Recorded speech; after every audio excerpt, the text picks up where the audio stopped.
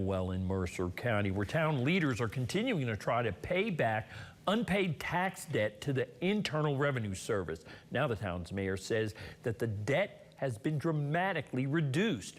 Bramwell Mayor Grant Bennett tells WVVA that the town now has a debt of $65,000, which is way down from the previous balance of $126,000. Bennett says an IRS officer told him this is due to around $64,000 of the debt being resolved, adding that he was told the town and the former mayor, Lou Stoker, were being found responsible for that portion of the debt. However, he says he's not sure how that portion of the debt was resolved.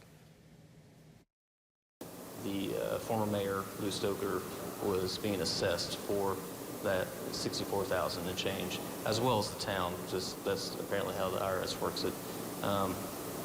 But that portion had been resolved, so we can only speculate that someone paid it because the town didn't pay it. And Mayor Bennett says that he's hoping to learn more about how the debt was resolved in the coming weeks, and we will continue to follow developments with this story.